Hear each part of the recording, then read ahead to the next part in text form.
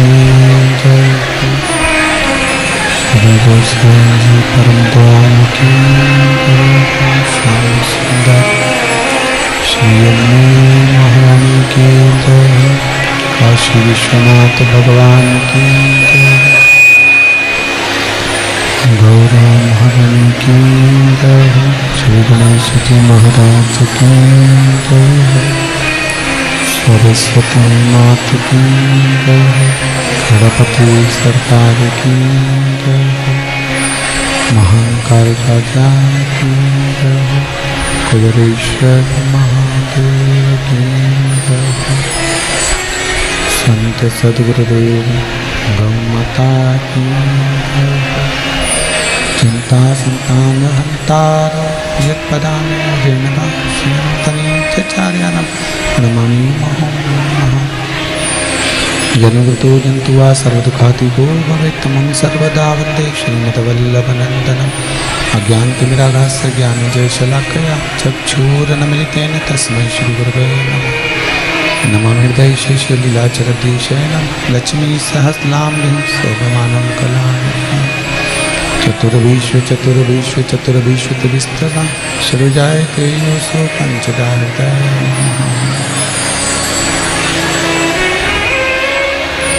बोल विश्वनाथ भगवान की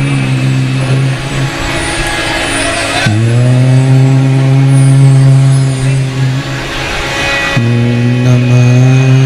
शिवाय।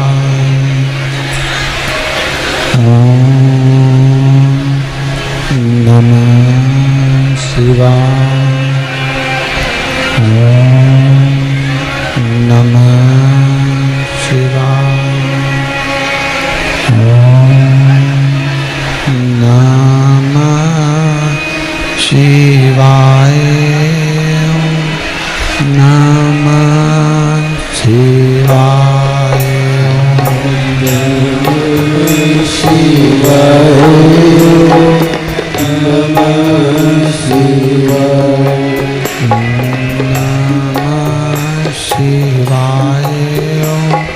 नमः शिवाय।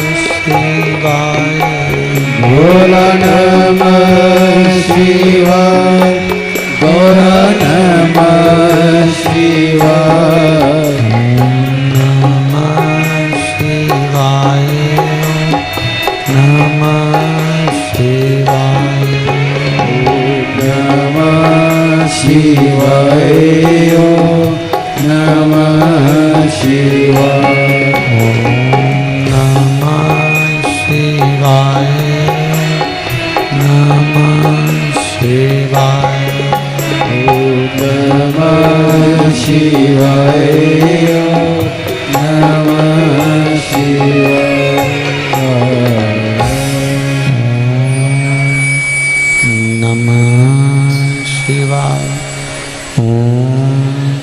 नमः शिवाय। ओम नमः शिवाय। विश्वनाथ भगवान की जय। कुबेरेश्वर महादेव की जय। महाकाल राजा की जय। हर हर महादेव, हर हर महादेव, हर हर महादेव, हर हर। काशी विश्वनाथ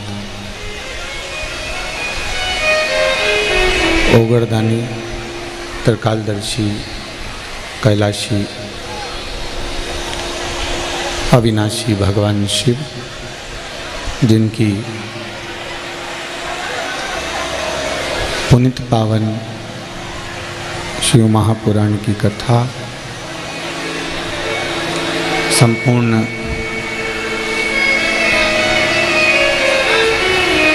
विश्व के कल्याण के लिए, संपूर्ण जगत के कल्याण हेतु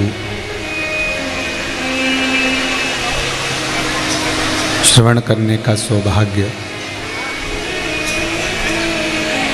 बाबा देवादिदेव महादेव की कृपा से आप और हमको प्राप्त हुआ है। सावन का ये पावन महीना, जिस श्रावण के अवसर पर स्वर्गीय श्री रामदयाल जी शर्मा, स्वर्गीय श्रीमती शारदा देवी शर्मा की स्मृति में परिवार श्री जय किशन शर्मा, श्री किशन जी शर्मा, श्री मोहन जी, श्री राम रतन जी, श्री शिवरतन जी, श्री प्रेम रतन जी, श्री अश्वनी जी, श्री अजय जी, श्री अविनाश, श्री अभिषेक जी, श्री चैतन्य जी शर्मा, शर्मा परिवार भाटापारा द्वारा आयोजित ये भगवान देवादिदेव महादेव की पावन कथा को अपने जीवन में उतारने का मौका मिला है। जितना भी समय आप और हमको इस व्यासपीठ के माध्यम से मिला है,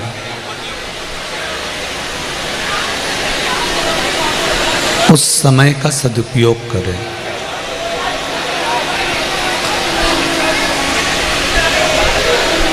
जरूरी नहीं कि हम आगे ही बैठें तब कथा को सुने। जरूरी है कहीं पर भी बैठकर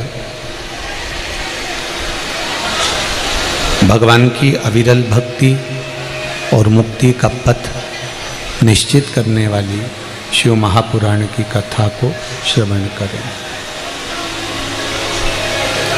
शंभु शरणे पड़ी मांगो घड़ी रे घड़ी, दुख काटो दया करी मैं दर्शन आपो, दया करी मैं दर्शन आपो।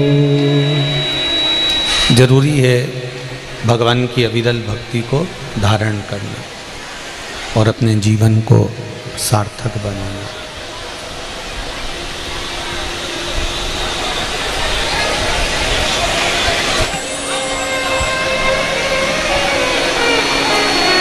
हम उसको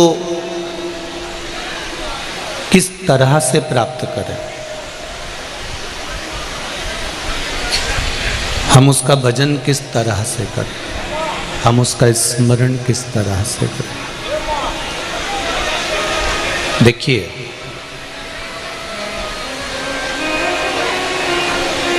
घर में जैसे एक बुजुर्ग रहता है,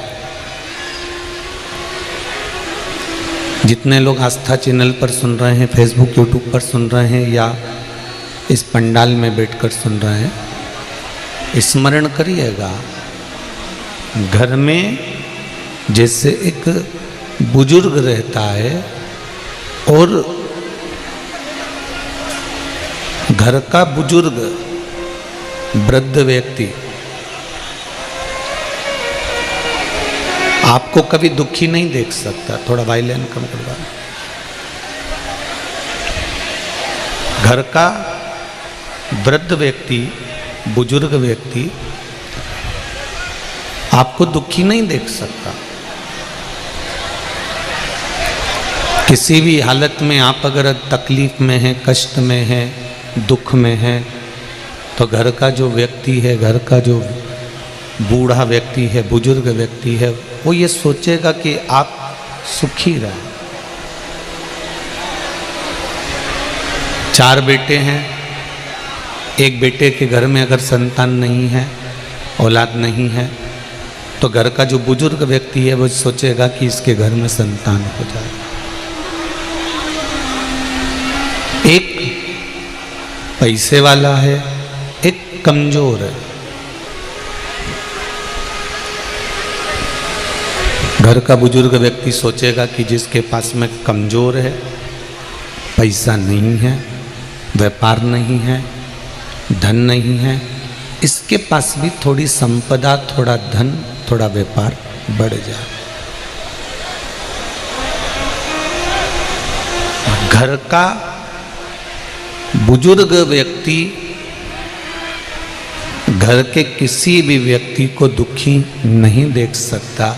उसी तरह मृत्यु लोक में रहने वाले देवाधिदेव महादेव, जो देवों के भी देव हैं, महादेव हैं, जो इस भूमंडल पर इस मृत्यु लोक में निवास करते हैं, शंकर भगवान भी, भोलेनाथ भी घर के और देवताओं के, इस मृत्यु लोक के और देवों के बुजुर्ग हैं, बड़े हैं।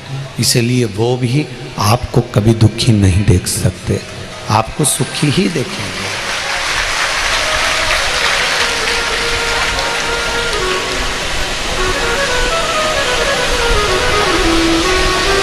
मैंने तेरे ही भरोसे, ओ बाबा तेरे ही भरोसे, हवा बिच उड़ती जावांगी, बाबा डोर हटो छड़ी लावे, कटी जावांगी।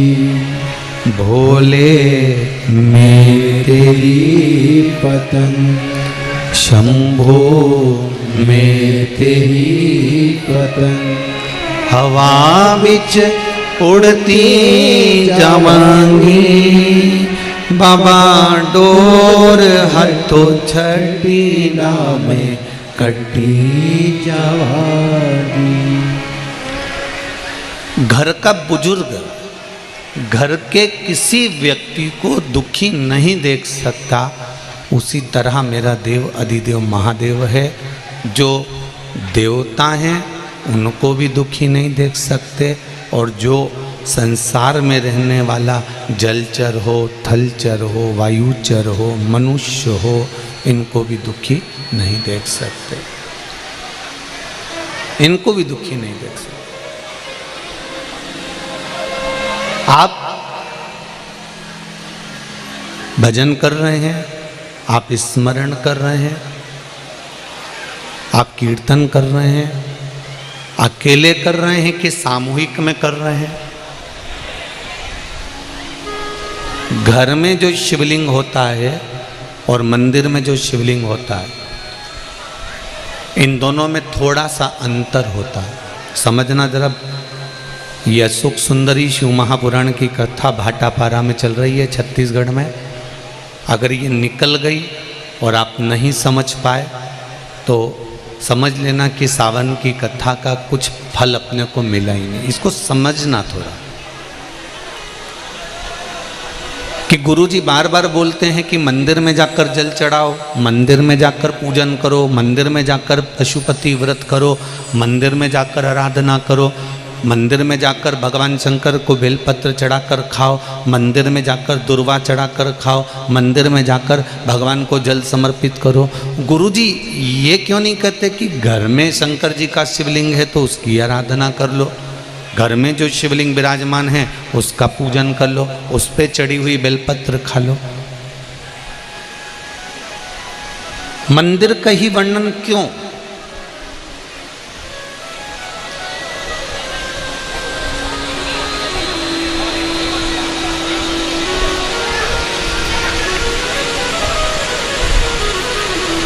एक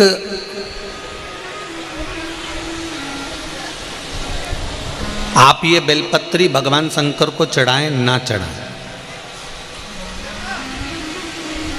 आप पुष्प भगवान शंकर को चढ़ाएं ना चढ़ाएं, आप दुर्वा भगवान को चढ़ाएं ना चढ़ाएं,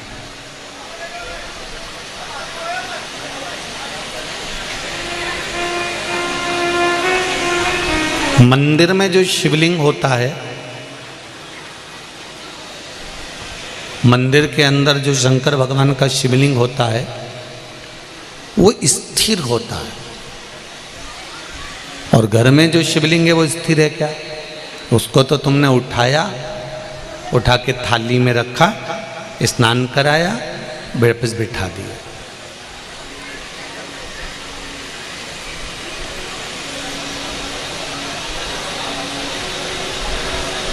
मंदिर में जो शिवलिंग रखा गया है वो स्थापित है, वो स्थिर है। स्थापित शिवलिंग की एक महत्वता सबसे ज़्यादा होती है कि उस पे अगर बेलपत्री चढ़े तो ठीक, फूल चढ़े तो ठीक, सामग्री चढ़े तो ठीक, जल चढ़े तो ठीक।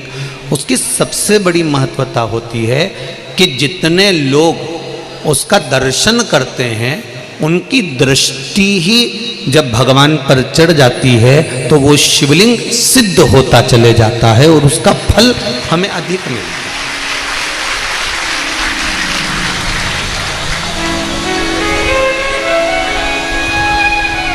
उसका फल हमको अधिकता में प्राप्त होता है। अब घर में जो शिवलिंग है, घर में जो शंकर भगवान का शिवलिंग है छोटा सा, उस पे कितने लोग दर्शन कर रहे हैं?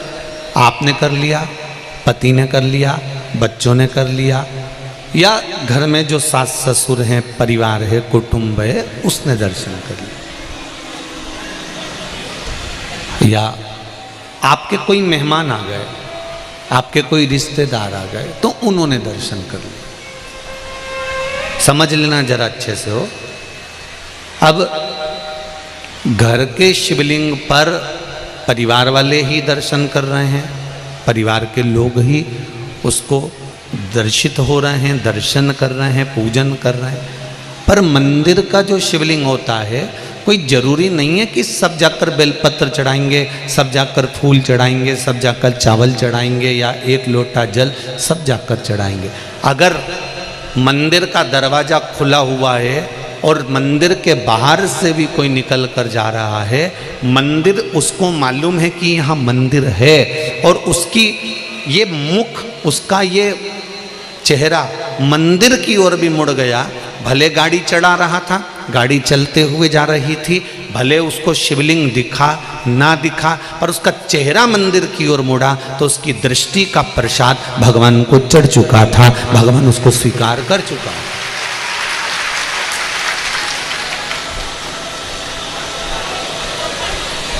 तेरे मंदिर में आना मेरा काम है और मेरी बिगड़ी बनाना तेरा काम। आप उसके सामने से निकले,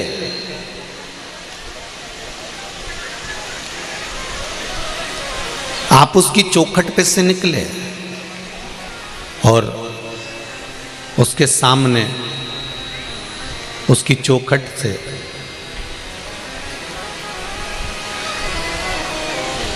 जब आप निकले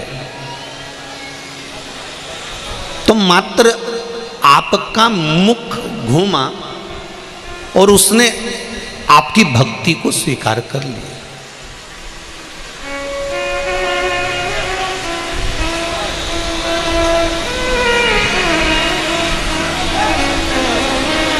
अब एक बात हमने पहले कही थी, आप लोगों को ध्यान में है कि नहीं है? वैसे तो मुझे उम्मीद है कि छत्तीसगढ़ के लोग इतनी जल्दी भूलने वालों में से नहीं है। ठीक है, आप लोगों को सुना होगा, हमने कहा था कोई शिवलिंग जंगल में हो, एकांत में हो, जहां कोई नहीं जाता। बोला था कि नहीं बोला था? जहां कोई ना जाए, केवल शिवलिंग है, वहां कोई जाता ही नहीं है, वहां कोई पहुंचता ही नहीं है। और आप वहां से निकल कर जा रहे हैं और आपने वहां पर एक लोटा जल समर्पित कर दिया या वहां सफाई कर दी या वहां भगवान की पूजन कर ली, तो वो अधिक फलदायी होता है। उसका कारण क्या है? लिंग पुराण कहती है, घर में जो शिवलिंग है उस शिवलिंग से ज्यादा बलवान होता है मंदिर का शिवलिंग। मंदिर के शिवलिंग से ज्यादा बलवान होता है तीर्थ क्षेत्र का शिवलिंग। तीर्थ क्षेत्र के शिवलिंग से ज्यादा बलवान होता है किसी नदी, सरोवर, तालाब, कुंड के पास का शिवलिंग।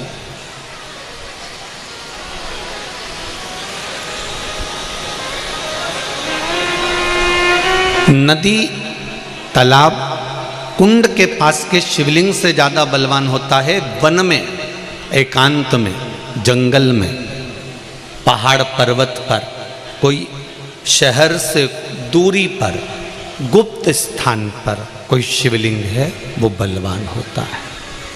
अब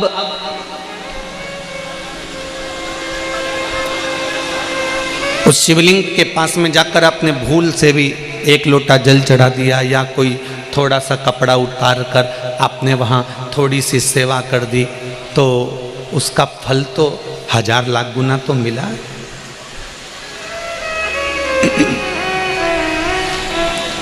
महाभारत की एक कथा है,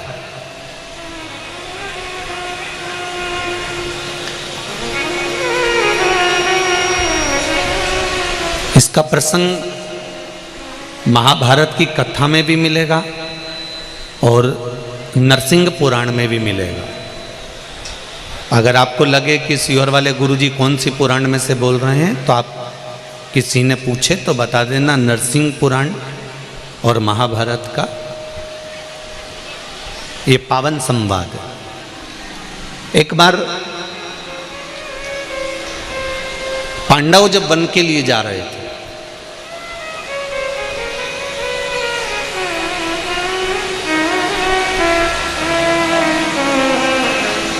और पांडव जब वन के लिए जा रहे हैं, पांडव वन की ओर प्रवेश कर रहे हैं, कुछ दिन पांडवों को वन में घूमते घूमते निकल गए।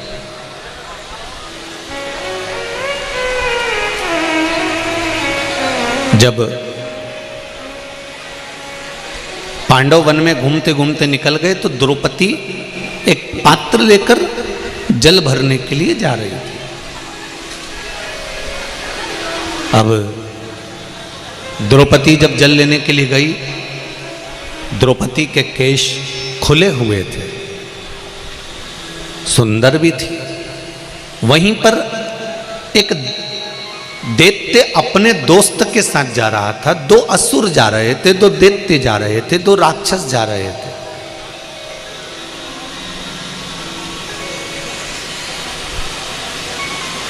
उसमें एक दैत्य जो मूल था उसका नाम था बहुरोमा। क्या नाम है? जम के बोलो जरा। बहुरोमा,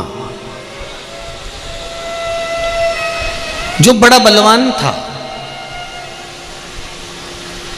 और इतना बल था उसके अंदर, और बल के साथ में उसमें एक माया ऐसी थी कि वो अपने स्वरूप को बदल सकता था, अपने चेहरे को, अपने स्वरूप को वो बदल सकता था।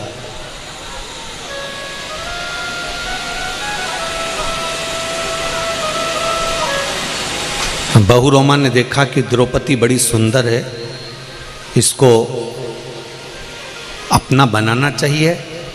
तो बहुरोमा ने उसी समय पर चाल चली और ऋषियों का रूप रख लिया, और ऋषियों का रूप रखकर वो दोनों दैत्य, दोनों असुर पांडवों के पास पहुंच गए। पांडव वन में घूम रहे थे, जहां द्रौपदी जल भरने के लिए गई थी, पांडव उसी मार्ग की ओर आ रहे थे। और इतने में दोनों दैत्यों ने विचार करा कि अपन ऋषि का रूप रखकर, मुनि का रूप रखकर, साधु का रूप रखकर, संत का रूप रखकर इनका मार्ग भटका देते। बहुत अच्छे से समझना, दुनिया में कई आपको ऐसे मिलेंगे जो अंदर से तो असुर हैं, राक्षस प्रवृत्ति उनके अंदर भरी है, पर बाहर से उनका जो स्वरूप है वो मुनि का बनाए हुए हैं, वो तपस्वी का बनाए हुए, वो साधु का बनाए हुए।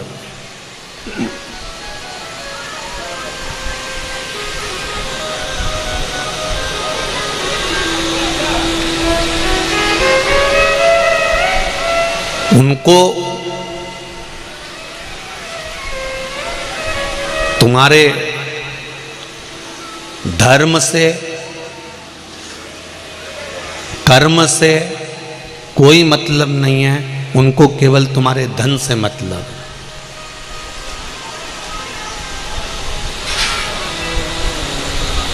छत्तीसगढ़ में, महाराष्ट्र में,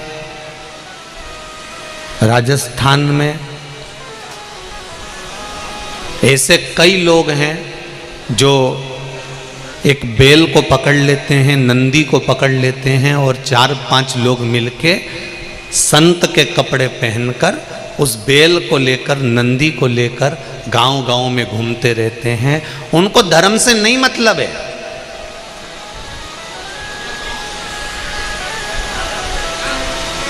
उनको सत्कर्म से मतलब नहीं है, वो ना जाने किस धर्म के हैं।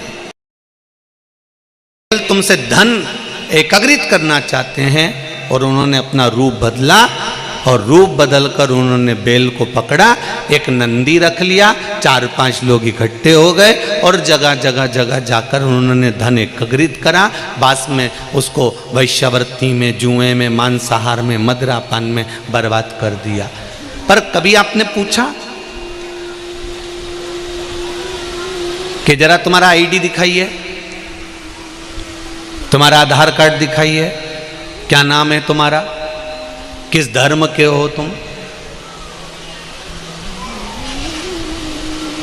क्यों अपना गांव छोड़कर तुम हमारे गांव में आए हो? कभी तुमने विचार किया? ऐसे मुनि का रूप रखकर, साधु का रूप रखकर बहुरोमा अपने दोस्त के साथ चला और पांडवों का रास्ता मार्ग भटका दिया और द्रौपदी को उठाकर भागने लगा। एक मित्र ने देखा कि पीछे से अर्जुन को मालूम पड़ गया और अर्जुन तुरंत द्रौपदी को लेने आ रहा है, तो मित्र तो साथ छोड़कर भाग गया, बहुरोमा पकड़ाई में आ गया।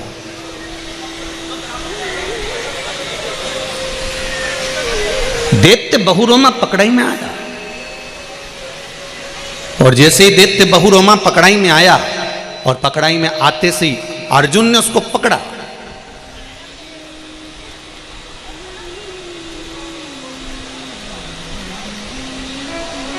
पकड़ती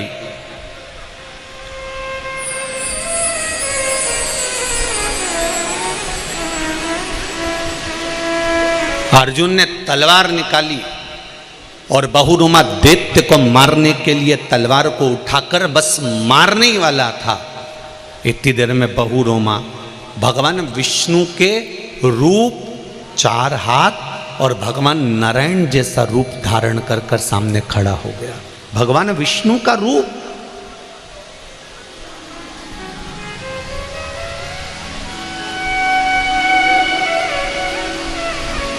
चार हाथ। अर्जुन, नकुल, सहदेव, भीम, युधिष्ठिर सबने पूछा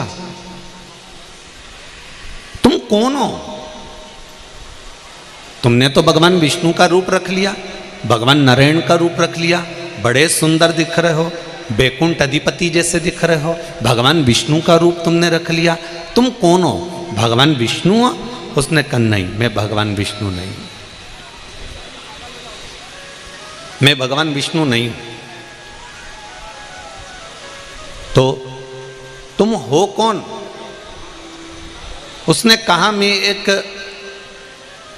मेरे पूर्व समय की दो कथाएं, एक मैं राजा बना और दूसरा मैं बहुरोमा दैत्य बना, इसकी दो कथाएं मैं आपको सुनाना चाहता हूं। अर्जुन ने कहा बोलो क्या बताना चाहते हो? महाराज, मैं पूर्व जन्म में चंद्रवंशी राजा था, मेरा नाम जयध्वज था।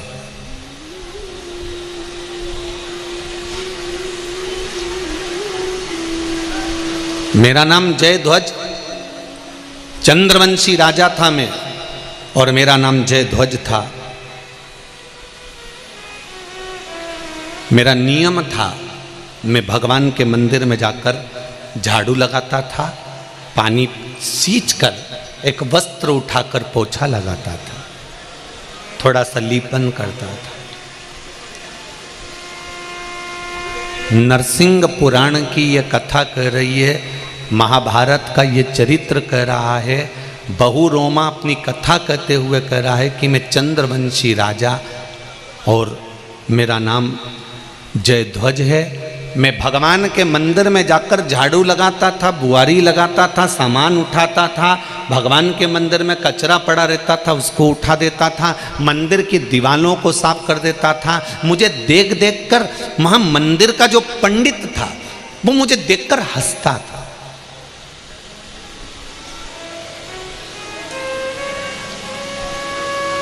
पंडित को हंसी इस बात की आती थी कि बताओ हमारे नगर का राजा आता है और झाड़ू लगा के जाता है, हमारे नगर का राजा चाहे तो एक नौकर लगा दे, एक नौकर को भेज दे, एक सेवक को भेज दे, एक सेविका को भेज दे, पर नगर का राजा, नगर का एक राज घराने का राजकुमार राजा आए और झाड़ू लगाए, गाय के गोबर से लीपन करके जाए, दिवाले पोंछ कर जाए, ये बड़ा विचित्र संवाद।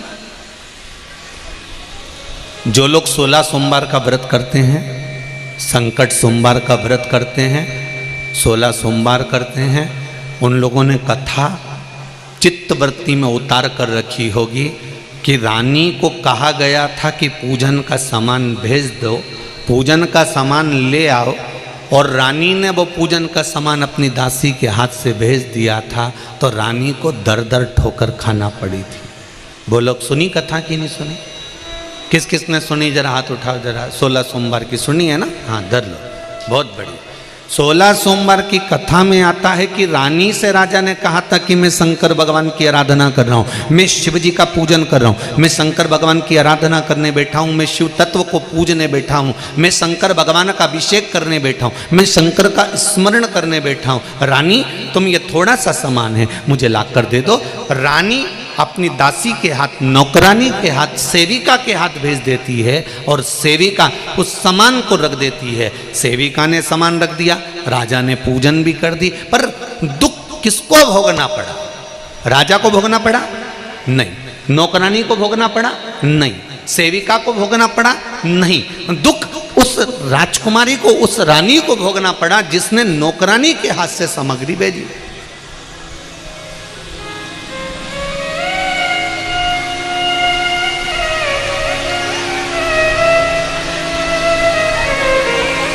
कई माताएं कहती हैं गुरुजी हमारे पाँव में तकलीफ है, हमारी कमर में तकलीफ है। हमने कहा बेलपत्री खाओ। हम मंदिर तक नहीं जा सकते गुरुजी, बहुत तकलीफ है। एक बार तो मंदिर तक जाओ, और देव अधिदेव महादेव से कहकर आओ, बाबा शरीर में बहुत कष्ट है, मैं रोज रोज कैसे आऊं, एक बेलपत्र तू मुझको ऐसी दे दे औषधि बनाकर कि मैं रोज तेरे मंदिर पर दौड़ दौड़ कर आऊं, फिर बुलाए ना बुलाए ये उसकी मर्जी। पर तुम पहले से ही आलसी बन गए, पहले से ही तुम तो आलसी बन गए, मेरे शरीर से नहीं बनेगा, मंदिर जाते नहीं बनेगा। और अगर तुम्हारी बहन के लड़के की शादी होए तो फिर तो क्या कहती है, जाना तो पड़ेगा, अब रिश्तेदारी में बहन के छोरे की शादी नहीं जाऊंगी तो उसको बुरा लग जाएगा, मेरी एक ही तो बहन है। जब तेरी एक ही बहन और बहन के छोरे की शादी, मां तेरा कमर दुख रही, पीठ दुख रही, हाथ दुख रहा, पैर दुख रहा, तो वो भी खसक खसक के काम कर रही है। और शंकर जी के मंदिर में मेरी बहुत तकलीफ है, मैं कैसे जाऊं। तो शंकर भगवान सोचे जब बहन से तेरे अच्छी रिश्तेदारी है तो वहां जा, यहां क्यों आए। संबंध देखा जाता है। अगर तकलीफ है तो पहली बार आप शंकर जी के मंदिर में जाओ और उससे विनती कर कर आओ, बाबा मुझे ये तकलीफ है, मुझे ये कष्ट है, मैं रोज रोज कैसे आऊं, पर तू एक औषधि मुझे ऐसी दे दे कि मैं ठीक हो जाऊं और दौड़ दौड़ के तेरे मंदिर आऊं। तो बाबा खींच खींच कर बुलाना प्रारंभ कर देता है। ये उसका फर्ज है, ये उसका काम।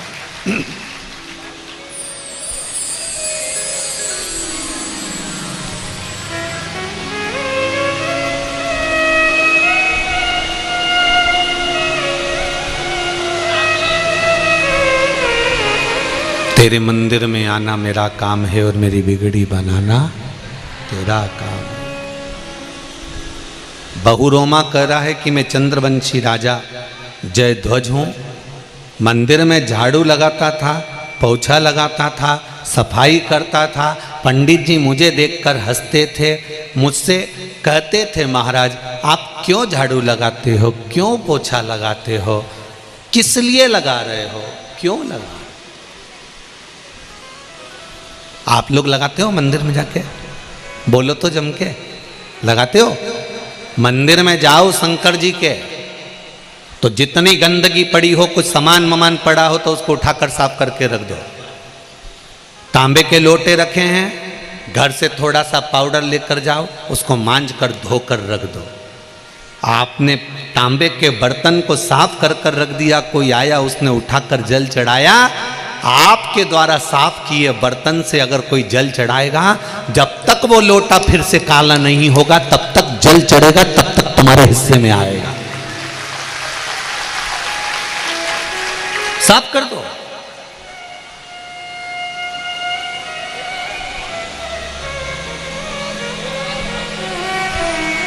पंडित जी आज मंदिर में लाइट क्यों नहीं जल रही, बल्ब क्यों नहीं चालू है। काकी जी बल्ब 60 हो गया, बल्ब बेकार हो गया, पूजन बाद में करना। पूजन में अगर रोज 1 रुपये चढ़ाती थी तो 10 रुपये एक साथ ले और बाजार से एक बल्ब ला करके पंडित जी चढ़ो ऊपर और बल्ब टांग दीजिए, उजाला हो जाएगा। जब तक उस बल्ब का प्रकाश उस मंदिर में हो रहा है तब तक तेरे घर के प्रकाश को कभी कोई बंद नहीं कर सकता, ये निश्चित। हमें दिखावा नहीं करना है भगवान के लिए। कोई हमसे कहेगा तो हम बल्ब लगाएंगे, कोई हमसे कहेगा तो हम मंदिर की पुताई करवाएंगे, कोई हमसे कहेगा तो हम फर्श लगवाएंगे, कोई हमसे कहेगा तो हम ये काम करेंगे। कहोगे तो करेंगे, तो फिर कहोगे करेंगे तो तुम नौकर वो चाकर वाला काम हो गया। दिल से करो जिससे लगे कि महादेव का मंदिर में कोई सेठ नहीं है, महादेव का मंदिर मेरा है और मैं महादेव का हूं, मैं यहां पर आया हूं अपना समझ कर आया। आप सेवा का भाव लाओ तो।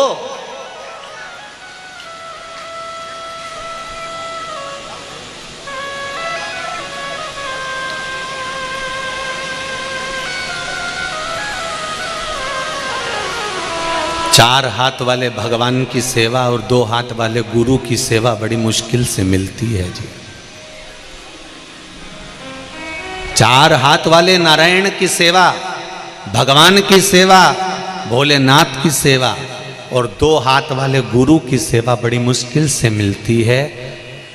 4 हाथ वाला 84 लाख योनियों को काट सकता है और 2 हाथ वाला गुरु 84 लाख योनि को एक साथ पार लगा सकता है। दोनों में एक समता का भाव है, दोनों की सेवा कठिन है, दोनों की सेवा।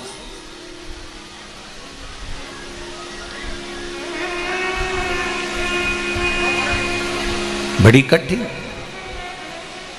बड़ा कठिन प्रसंग।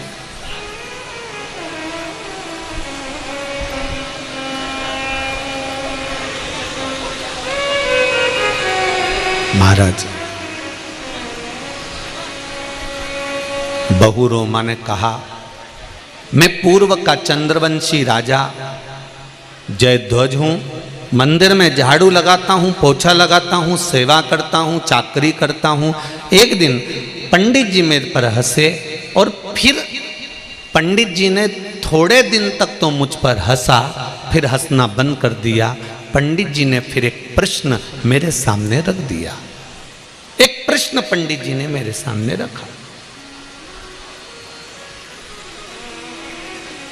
नरसिंह पुराण का ये चरित्र कहता है, पंडित जी ने प्रश्न करा, महाराज आप जो रोज झाड़ू लगाते हो, रोज पोछा लगाते हो, रोज सफाई करते हो, कचरा उठाते हो, इसके करने से कोई फल प्राप्त होता है क्या?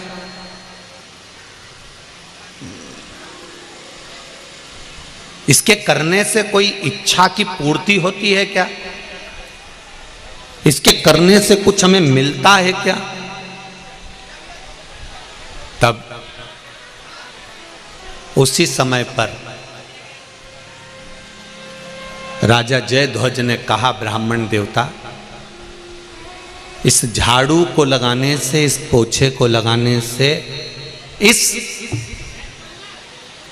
सफाई को करने से, इस कचरे को उठाने से क्या फल मिला, मैं आपको बताना चाहता हूं ब्राह्मण देवता। मैं पहले रेवत ब्राह्मण था। ब्राह्मणों में भी एक ब्राह्मण ऐसा होता है जिस ब्राह्मण को पूजन का अधिकार, कहीं कर्मकांड करने का अधिकार, यज्ञ कराने का अधिकार, पूजन करने का अधिकार, अनुष्ठान करने का अधिकार नहीं होता है। पूर्व समय में मैं रेवत ब्राह्मण था।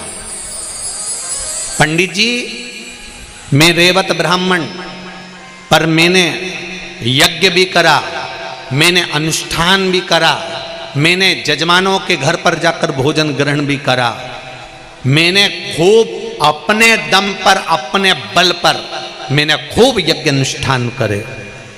अगर कोई मेरे पर उंगली उठाता था, मैं उस पर भी अपशब्द कहता था। पूर्व समय में मैं रेवत ब्राह्मण था। मैं यज्ञ करता, कर्मकांड करता, पूजन करता। मुझसे लोग कहते कि तुम यज्ञ मत करो, तुम अनुष्ठान मत करो, क्योंकि तुम रेवत हो, तुम्हें ये करना नहीं चाहिए। तुम्हें तो वानप्रस्थ जीवन जीकर या किसी मंदिर में केवल सेवा चाकरी करना चाहिए।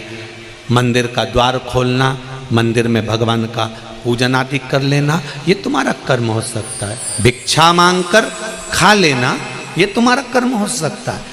भिक्षाटन करना, ये तुम्हारा कर्म हो सकता है।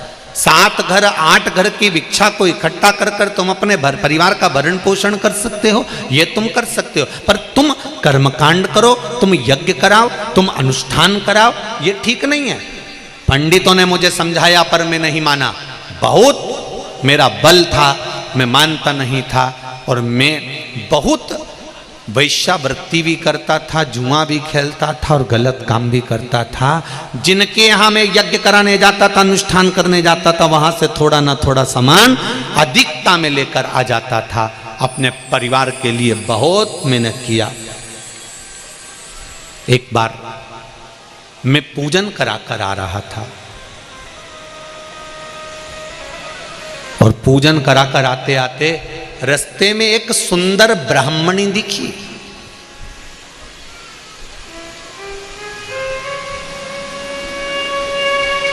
जिसके चेहरे पर बड़ी चमक थी।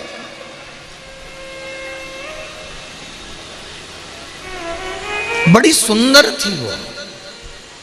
उस ब्राह्मणी को देखा मैंने तो मेरे भीतर काम जाग गया, और काम जागा तो मैंने उस पूजन का सामान मेरे साथ में था, मैंने ब्राह्मणी का हाथ पकड़ा और उसको एक खंडेरे की ओर, टूटे हुए मंदिर की ओर ले गया। मुझे नहीं मालूम था कि ये टूटा हुआ मंदिर है। मैंने खंडेरा जानकर, एकांत जानकर ब्राह्मणी को उस कक्ष की ओर, रात्रि का समय था, उस ब्राह्मणी को खींचकर मैं उस खंडेरे की ओर ले गया। उस वीरान खंडेरे में मैं पहुंच गया। मैंने उस ब्राह्मणी को देखा और कामुक्त होकर मैंने अपने वस्त्र को उतारा और बैठने के लिए उस ब्राह्मणी को वहां बिठाने के लिए उस भूमि को मैं साफ करने लगा अपने कपड़ों से। जब मैंने देखा कि अंधेरा बहुत है, पूजन के सामान में थोड़ा सा कपास रखा था, थोड़ा सा घी रखा था, मैंने निकालकर बाती को जला दिया। मंदिर में एक दिया रखा। वहीं से नगर का एक सिपाही जा रहा था। उस सिपाही ने देखा कि इस खंडेरे में आज तक कोई ने दिया नहीं जलाया, रात्रि को प्रकाश कैसे हो रहा है? रात्रि को प्रकाश कैसा है? इस खंडेरे में किसने दिया लगा दिया? इस खंडेरे में दीप किसने लगाया है? और वो सिपाही उस खंडेरे के अंदर प्रवेश कर गया। प्रवेश करते से उसने मुझे उस ब्राह्मणी के देखा, ब्राह्मण की पत्नी के साथ में, ब्राह्मणी के साथ में। देखते ही उसने सोचा कि ये जरूर दूसरे राज्य का गुप्तचर है, यहाँ छुप कर बैठा है। इस खंडेरे में तो कोई आता नहीं है, इस टूटे हुए भवन में तो कोई आता नहीं है, और इसका वध उस सैनिक ने वहीं की वहीं कर दिया। ब्राह्मण की पत्नी को छुड़ाकर घर भेज दिया। ये वहां मर गया, प्राण छूट गए। प्राण छूटते से ही उसी समय पर इसका जो स्वरूप था वो भगवान के स्वरूप जैसा बन गया और बैकुंठ की ओर चला गया। जैसे बैकुंठ के दरवाजे पर पहुंचा तो पहुंचते से ही बैकुंठ के द्वारपालों ने पूछा कि ये बैकुंठ कैसे आ गया? ये तो वो पापी जीव है जिसने पाप पर पाप करा है। इसने ऐसा कौन सा पाप है जो नहीं करा हो? वैश्यावृत्ति इसने करी, जुआ इसने खेरा, मदिरापान इसने करा, सारे दुनिया के काम करे, रेवत ब्राह्मण होकर भी कर्म को बेकार कर गया। ये इसको तो नरक भोगना चाहिए था, तो फिर ये बैकुंठ के दरवाजे पर कैसे आ सकता है? तब पीछे से भगवान शंकर के गण खड़े होकर कहते हैं, ये जान नहीं पाया था कि जिस मंदिर में खंडेरे में उस ब्राह्मण की पत्नी को लेकर गया था, भले काम के तेज के कारण इसने अपने कपड़े उतार कर वहाँ सफाई करी थी और वहाँ एक दिया लगा दिया था। उस सफाई करने का फल इसको ऐसा मिला कि इसको बैकुंठ में विराजमान कर दिया गया। मेरा इतना सा निवेदन है कि किसी मंदिर में, भगवान शंकर के मंदिर में अगर आप झाड़ू लगा रहे हो, पोछा लगा रहे हो, आपको नहीं मालूम कि इसका फल क्या मिलता है, तो आप नरसिंह पुराण का ये चरित्र पढ़ सकते हो। वो तो काम उत्तेजना में था। उसने तो उस स्त्री के साथ में गलत कार्य करने के लिए वस्त्रों को उतारा था, पर उन वस्त्रों का भी प्रयोग उसने जमीन को साफ करने में कर दिया। उसको नहीं मालूम कि ये शिव का मंदिर है, उसको नहीं मालूम कि भगवान का मंदिर है, उसको नहीं मालूम कि नारायण का मंदिर है।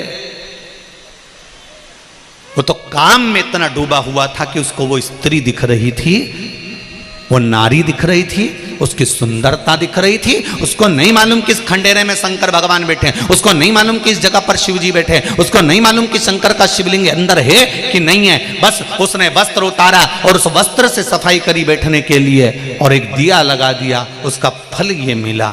फिर पांडवों ने पूछा कि तुम बैकुंठ चले गए तो फिर ये बहुरोमा नाम के राक्षस दैत्य कैसे बन गए? तो कहा, मैं बैकुंठ तो चले गया सफाई कर कर भगवान के मंदिर में, पर मेरे भीतर अहंकार भरा रहा। एक बार देवऋषि नारद निकल कर जा रहे थे और मैंने उनको देखकर हंस दिया।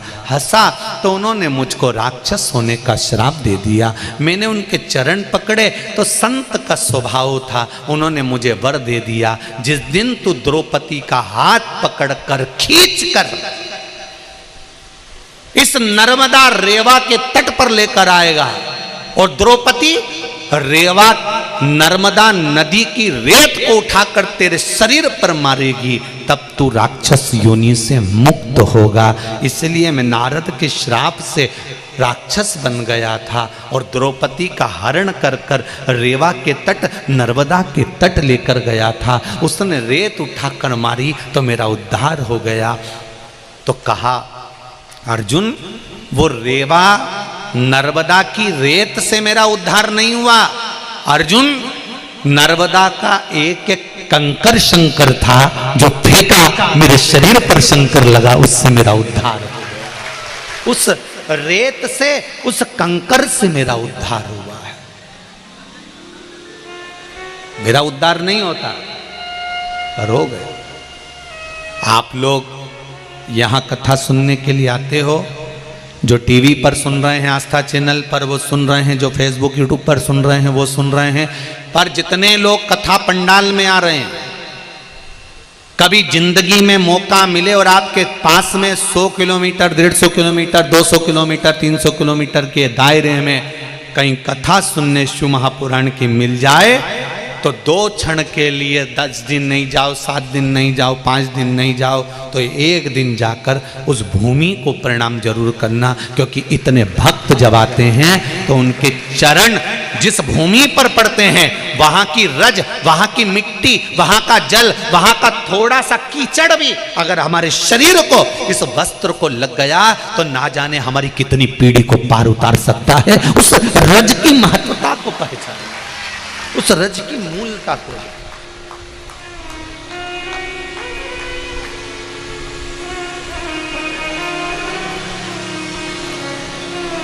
पूरा पंडाल, लाखों लाखों लोग इस कथा को इस पंडाल में सुन रहे हैं।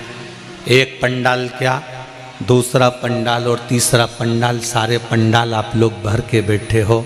हम आते आते देख रहे थे तो जमीन में पानी रोज गिर रहा है। भगवान की कृपा से रात को रोज पानी गिरता है, कीचड़ हो जाता है, उसके बाद भी माताएं कीचड़ की जगह में, भाई कीचड़ की जगह में बैठे हुए हैं। आप अपने कपड़ों से नहीं डर रहे, और बिल्कुल जरूरी है, नर कपड़न से डरत है और नरकपड़न से नहीं। जिसको कपड़े से डर लगता है कि कपड़े में कीचड़ लग जाएगा तो समझ लेना अंत में नरक पड़ जाएगा, और जो भगवान के सत्संग में कपड़ा नहीं देखता फिर वो पार भी उतर जाता। उसको मतलब नहीं होती कि कपड़ा गंदा होगा, वो ये सोचता है ये मन गंदा नहीं होना चाहिए, ये शरीर गंदा नहीं होना चाहिए, ये चित्त गंदा नहीं होना चाहिए, ये वृत्ति गंदी नहीं होना चाहिए। शरीर का कपड़ा कितना भी गंदा हो चलेगा, पर मन गंदा हो गया तो परमात्मा के कभी नहीं हो सकते। इसलिए इस मन को गंदा मत होने, इस मन को सार्थक बनाने का प्रयास है।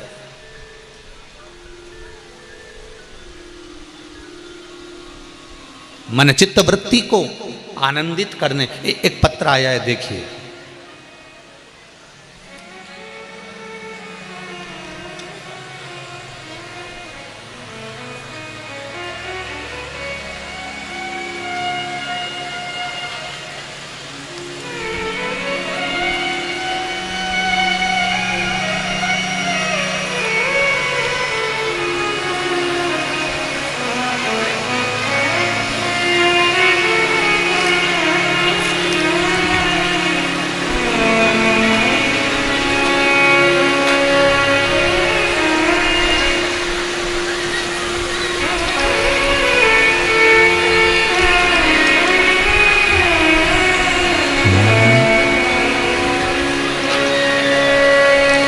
मेरा नाम विकास साहू है।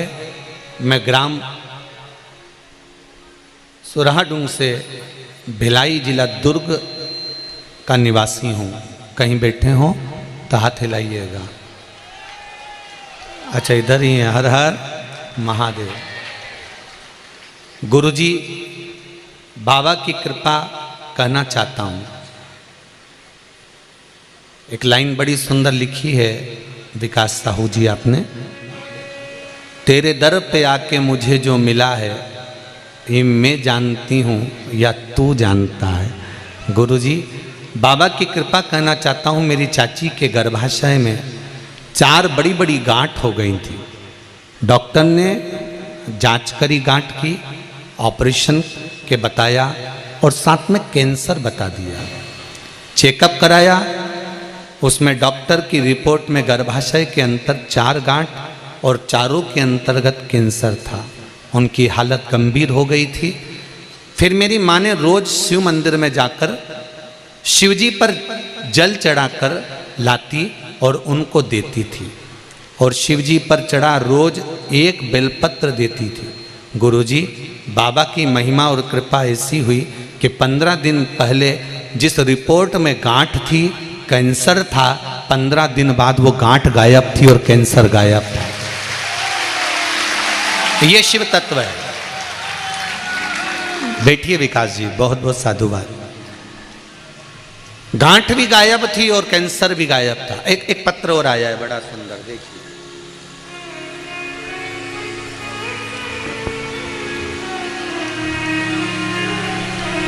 मैं हेमलता सेन, खंडेलवाल कॉलोनी, दुर्ग, छत्तीसगढ़ निवासी हूँ।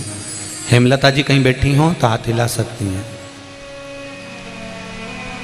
कहीं बैठी हो? अच्छा आप ही हैं, हाथ हिला दें एक बार। हर हर महादेव। मैं हेमलता सेन, खंडेलवाल कॉलोनी, दुर्ग, छत्तीसगढ़ निवासी हूँ। गुरुजी भोले बाबा की जितनी गुणगान करूँ। मेरा ससुराल नागपुर हंसापुरी में है। मेरे ससुराल में गुरुजी 12 साल से कोई संतान नहीं थी। मेरे साले की बीवी ने आपके द्वारा बताए पशुपतिनाथ व्रत को किया और कुछ महीनों बाद उसके पेट में गोला है। डॉक्टरों ने कहा कि ये गोला चढ़ गया है, संतान नहीं बोली, गोला है कहते रहे और गोले का ऑपरेशन करने का डॉक्टर ने कह दिया था। पर बाबा की कृपा ऐसी रही, मेरे साले की पत्नी ने 12 वर्ष से जिसकी यहाँ संतान नहीं थी, डॉक्टर उसको गोला गोला कहते रहे और वो 9 महीने तक रही और वो गोला आखिरी में हमने ऑपरेशन नहीं करवाया और उससे मेरी उस साले की बहू को बच्चे की प्राप्ति हुई। उस बच्चे का फोटो में लगा रहा हूं। ये शिव कृपा। किसी सोनोग्राफी में ये नहीं आया कि ये संतान है, हमेशा गोले ही बताते गए।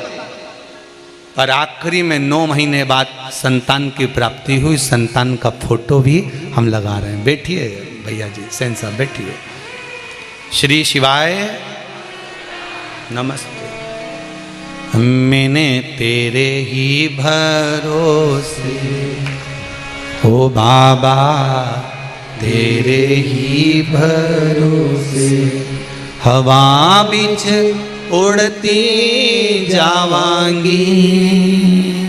बाबा डोर हतो छड़ी में कठी जावांगी।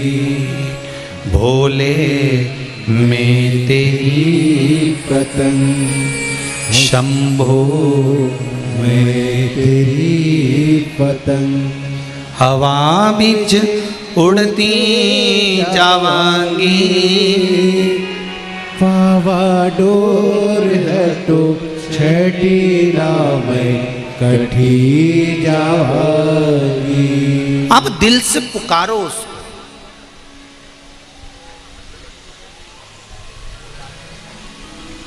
आप एक लोटा जल शंकर भगवान को नहीं चढ़ा सकते, मत चढ़ाइए। आप एक बेलपत्र मेरे बाबा को नहीं दे सकते, मत दीजिए। आप एक चावल का दाना, एक अक्षत, एक चावल भी अगर शिव को नहीं दे सकते तो मत दीजिए। एक काम करना प्रारंभ कर दो, बाबा के मंदिर में जाकर थोड़ी सी सफाई करना प्रारंभ कर दीजिए। थोड़ा सा सामान उठाकर एक साइड रखना प्रारंभ कर दीजिए। मंदिर में रोज एक दीप लगाना प्रारंभ कर दीजिए।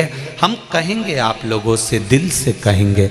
सावन का महीना चल रहा है, जिसका व्यापार नहीं चलता हो, काम नहीं होता हो, परेशानियां पीछा नहीं छोड़ रही हो, दुख पर दुख आ गया हो, तकलीफ पर तकलीफ आ गई हो, तुम्हारा मन भले भगवान में ना लगे पर मंदिर में शंकर के जाकर चाकरी करना प्रारंभ कर दो। मेरे भोले तेरी नौकरी सबसे बढ़िया है सबसे करीब। आप चाकरी चालू कर दो, उसके दरवाजे की नौकरी करो, उसके दरवाजे पर जाकर सेवा करो, उसकी चाकरी करो, पानी भर के रख दो, दुनिया के लोग आएंगे लोटा भर के पानी चढ़ाएंगे पर बाल्टी भर कर तुम रख दो। नहीं चल रहा ना, बेकार काम चल रहा है, काम अच्छा नहीं चल रहा, व्यापार बेकार चल रहा है, कहीं उन्नति नहीं मिल रही, तो थोड़े दिन बाबा की चाकरी कर लो, दुनिया की भी तो करोगे। हाथ तो जोड़ने जाओगे कि काका जी नौकरी दे दो, भैया जी हमारा ये काम कर दो, फूफा जी तुम कर दो, मामा जी तुम कर दो, दुनिया के हाथ जोड़ो, उससे अच्छा महादेव के हाथ जोड़ो, उसके पास जाकर बैठ जाओ, उसके चरणों में जाकर बैठ जाओ, तो जीवन की सार्थकता अपने आप प्रकट हो जाए। आप करो उसकी चाकरी, सारी समस्या का हल एक लोटा जल शंकर को समर्पित करना प्रारंभ कर दो। उसकी झाड़ू, उसकी बुआरी, उसकी चाकरी, जब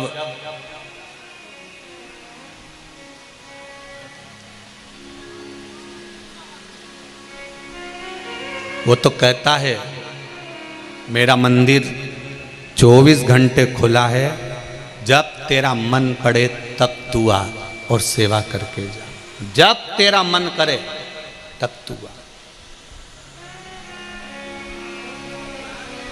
जैसे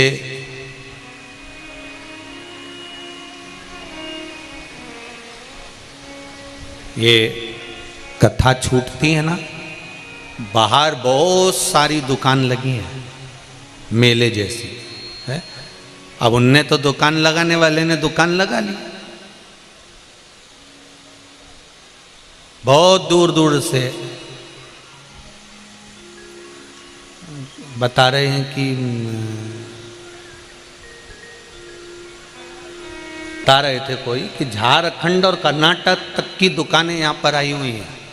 अब इतनी दूर दूर से वो लोग दुकान लेकर आए हैं, उन्होंने तो अपनी दुकान खोल ली, अब जिसका मन होगा जिस दुकान पर जाकर खड़ा हो जाएगा लेने वाला, उसकी मर्जी, उसका मन।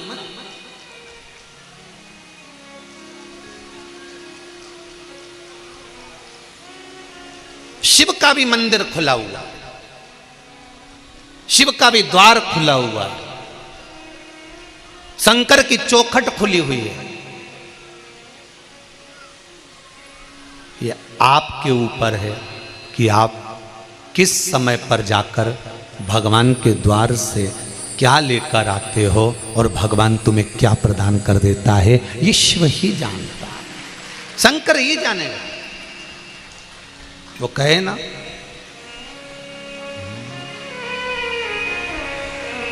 काशी में सब अपनी जगह पर बैठकर भाव के साथ में दिल से बाबा से निवेदन करते हुए अपने मन की बात देवाधिदेव महादेव से कहेंगे, बोलेंगे। श्री शिवाय नमस्तुभ्यं, श्री शिवाय नमस्तुभ्यं, श्री शिवाय नमस्तुभ्यं,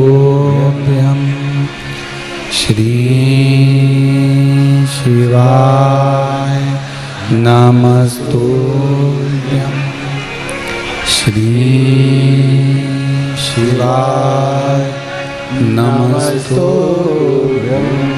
भोला सब दुख काटो भार, ओ भोला सब दुख काटो भार।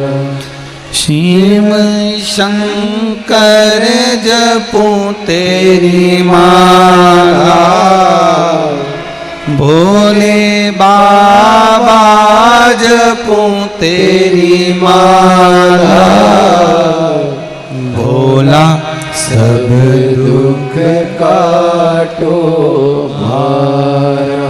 ओ भोला सब दुख काटो मारा। हे शिव, हे ओघड़ी, हे दयालु, हे दातार, करुणा सागर, करुणा करने वाले,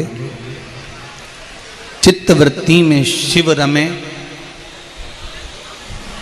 घर के शिवलिंग और मंदिर के शिवलिंग में एक अंतर है।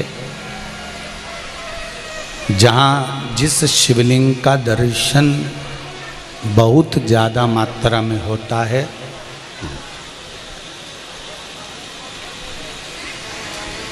उसमें सिद्धता बढ़ती चली जाती है।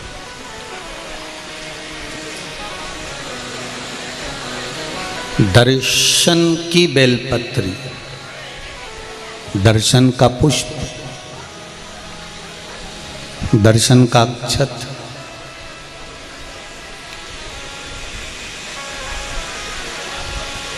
ये शिव को समर्पित होते चले जाते, भगवान शंकर को समर्पित। आपको पहले भी कथा में कहा, फिर कह रहा, मंदिर जाओ, केवल दिखावे के लिए नहीं जाना है कि हम मंदिर में आए हैं।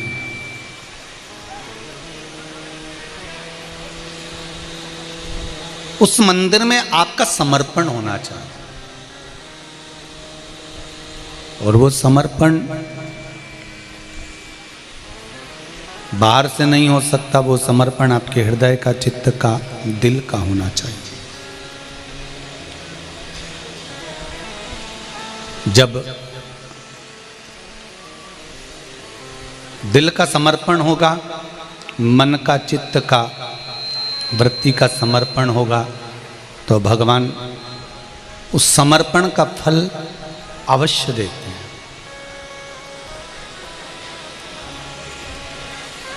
हमारे यहाँ पहले एक बात आती थी, आप लोगों के स्मरण में होगा, जो डाकू, डाका डालने वाला, यहाँ वहाँ जाने वाला डाकू डाका डालता था, और वो अगर पुलिस के सामने जाकर आत्मसमर्पण कर देता था कि मैं डाकू हूँ और मैंने ये बंदूक आपके हाथ में दे दी है, मैं छोड़ रहा हूँ, आज से मैं डाका नहीं डालूंगा, तो उसकी कुछ सजा कम कर दी जाती।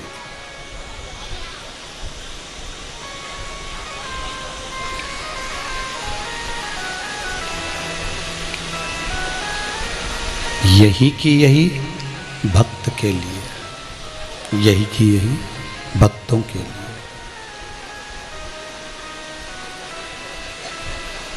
केवल बोल देने से तन मन धन सब कुछ तेरा,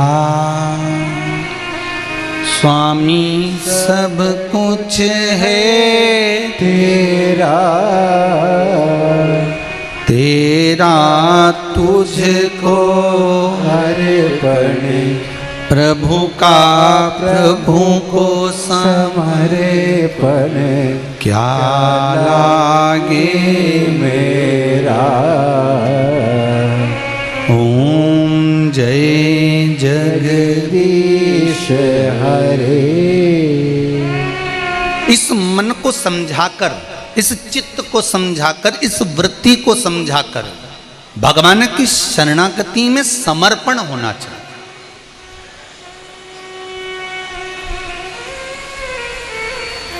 अच्छा एक बात बताओ रे छत्तीसगढ़ वालों, भाटा पारा वालों, जरा अच्छे से बताना हो, तुम्हारी औलाद को, तुम्हारे बच्चों को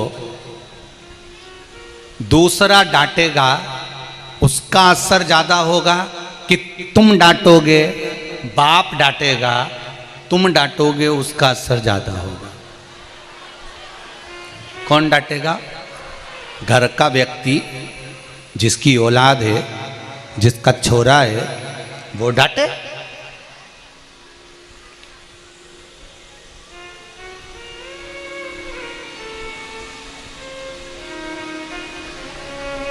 जिस दिन तुमने ये प्रसंग समझ लिया ना कि अपनी औलाद को डांटने का असर अपना ज्यादा पड़ता है, और अच्छा दूसरा डांटता है ना तो बुरा भी लगता है। बोलो सही है कि गाली?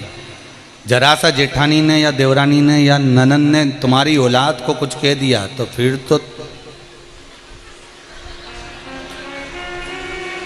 फिर तो काली मिर्ची लग गई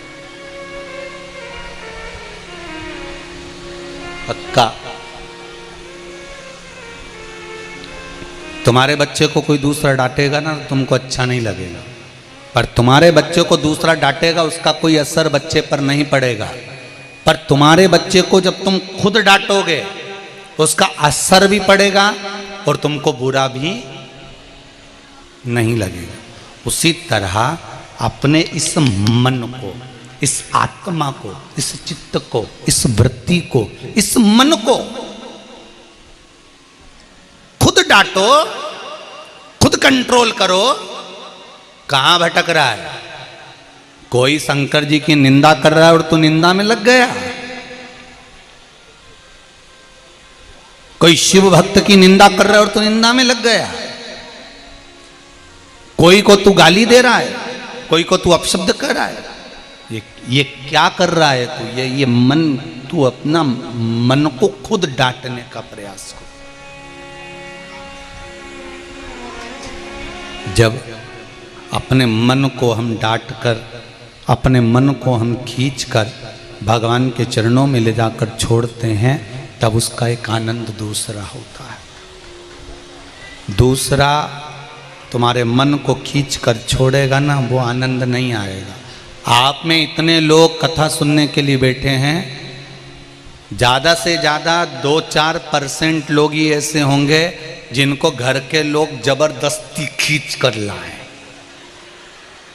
कुछ 2-4% ऐसे होंगे जिनको जबरदस्ती खींच कर लाया गया है। चलो चलो चलो, पीछे पड़ गए, चलना तो पड़ेगा, लेकर तो जाना पड़ेगा। पीछे पड़े हुए हो, बहुत पीछे पड़े हुए हो, तो उनसे निवेदन है, अगर इस कथा में तुम ऐसा कर कर लेकर आए हो तो अगली कथा में जब छत्तीसगढ़ में हो तो तुम ऐसे लेकर मत आना कि चलना ही पड़ेगा। चलो तो शरीर खींच कर लाना। हमें खींच कर लाने वाले नहीं चाहिए, हमें तो वो चाहिए जिन्होंने अपने मन को, अपनी आत्मा को, अपनी चित्त को, अपनी वृत्ति को समझा लिया और जान गया कि शंकर के सिवा कोई नहीं है, तो शिव महापुराण की कथा में गया। ऐसे जान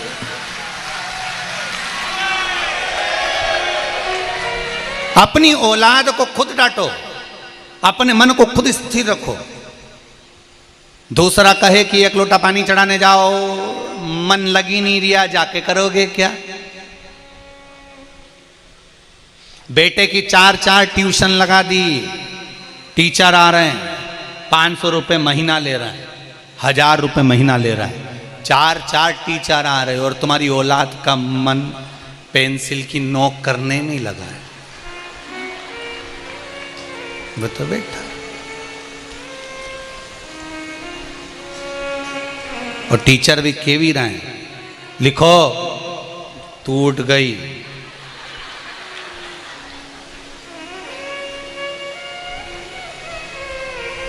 ला इधर दे, मैं सही कर दूं, मैं नोक बनाऊं।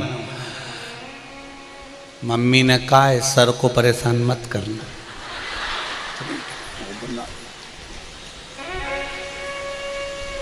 फिर टीचर ने 2 धड़के दिया, आधे घंटे तक रोता ही दिया। अब लिख ले।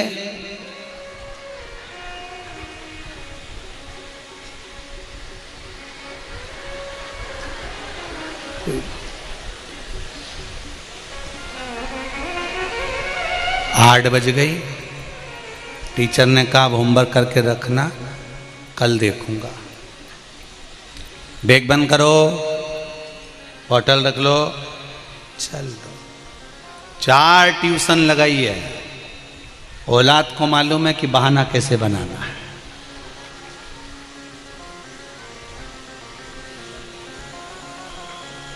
अब टीचर मार भी नहीं सकता, कुछ बोल भी नहीं सकता, और इस जगह पर 4 टीचर की जगह खुद घर की मां पढ़ाने बैठी। फिर देखो पढ़ रहा है उतनी देर में तो ना पेंसिल में नोक ना रोए, क्योंकि रोए तो और धोए, फिर तो वो लिखे आ से अनार, बा से बकरी, का से कबूतर, खा से खरगोश, गा से गप्पू,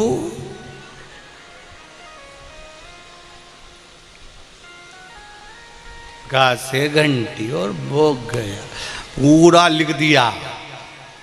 तो टीचरों से कहा सर तुम पढ़ाते नहीं हो बच्चों को, पढ़ाते तो फिर ये कुछ लिखता क्यों नहीं है?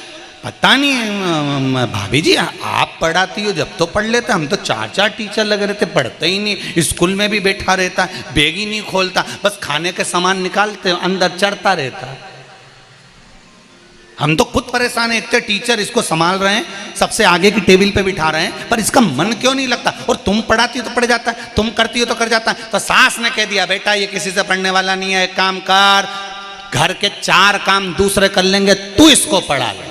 तब तो बहू ने मन में सोचा, तुम मम्मी ठीक है, तो इतने में सास ने कह दिया कि एक काम करा कर, दोपहर के समय में जैसे छोरा आए तो तू काम छोड़ दिया कर, तू पढ़ाने बैठ जाया कर। अपनी औलाद को अपन साधेंगे, अपनी औलाद को अपन मारेंगे, अपनी औलाद को अपन खींच कर जहां ला सकते हो वहां ले जाकर छोड़ सकते हो। उसी तरह इस मन को दूसरे के कहने पर मत चलना कि एक लोटा पानी चढ़ाने जाओ, सियोर वाला महाराज बोल रहा है, बिल्कुल मत जाओ जब तक तुम्हारा दिल ना करे, मन लगे कि हाँ जाऊंगा और मुझे मेरा भोलानाथ मिलेगा, निश्चित है तो जाओ, नहीं तो मत जाओ।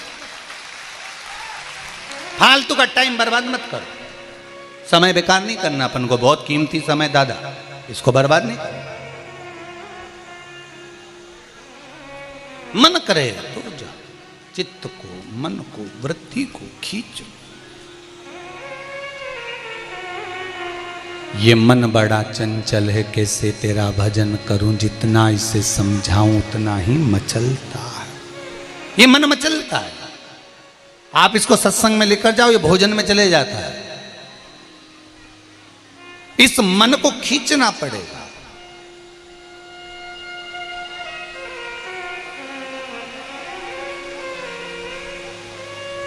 शर्मा जी जो कथा को करवा रहे हैं,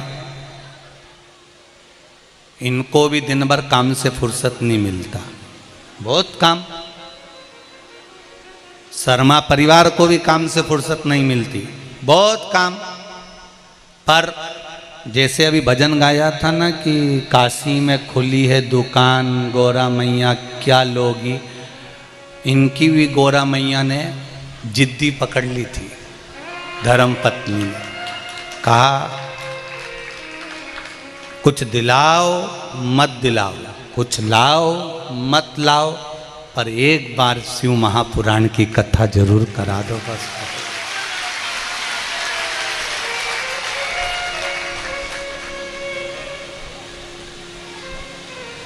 मैं धन्यवाद दूंगा आदरणीय नेहा भाभी जी को कि उन्होंने अपने चित्त में, वृत्ति में शिव पुराण को भरा, तो और भरा तो अकेले के लिए नहीं, शर्मा परिवार में अभी तक शिव पुराण नहीं होगी, 71 पीढ़ी को तार दिया एक शिव महापुराण की कथा करवाया। धन्य हैं भाटापारा के लोग, धन्य हैं। आपको प्रणाम करता हूं, आपके चरणों को नमन करता हूं। इतनी पवित्र भूमि पर रह रहे हो, जिस पवित्र भूमि पर शंकर भगवान की कथा श्रावण महीने में सुनने को मिल रही है, धन्य है। और जितने श्रोता भाई बहन आए हैं, इनको कोटि कोटि धन्यवाद देता हूं कि आपकी किस्मत, आपके भाग्य का क्या सराहना करूं। घर जाके नजर उतरवा लेना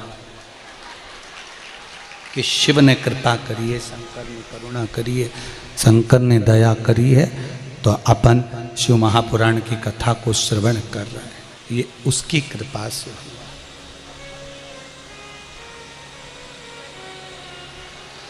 मन कहीं पर भी जाए, उसको अपने मन को अपने को खींचना पड़ेगा। कल कथा चल रही थी, उसमें वर्णन करा था कि शंकर भगवान और माता पार्वती के मध्य में ज्योति प्रकट हुई। और उस ज्योति को भूम नाम का दैत्य परेशान करने लगा तो मंगल विवाह करा ज्योति का।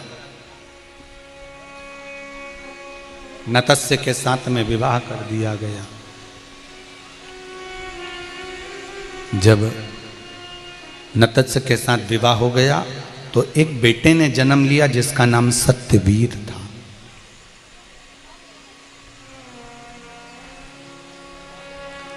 शंकर भगवान को ज्योतिर्लिंग कहा जाता है। जहाँ माता जी का मंदिर होता है, देवी का मंदिर होता है, वहाँ शक्ति पीठ होता है। ज्योति वहाँ निश्चित निर्मल चित्त से आनंद से वहाँ निर्मित रहती है, वहाँ विराजमान रहती है। ज्योति वहाँ है।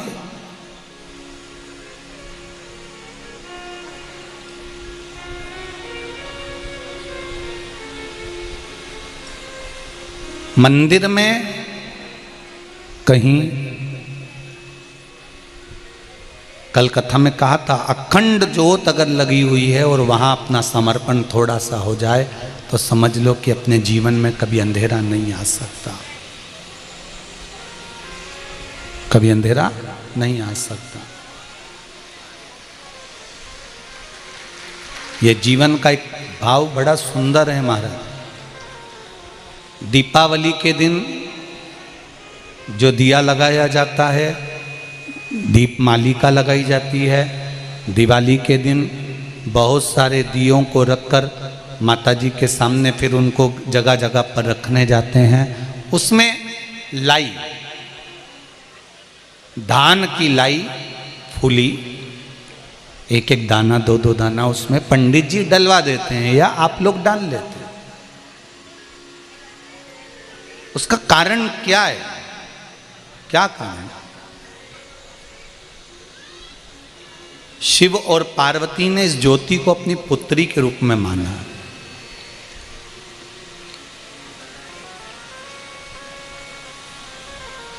एक बार श्री गणेश जी महाराज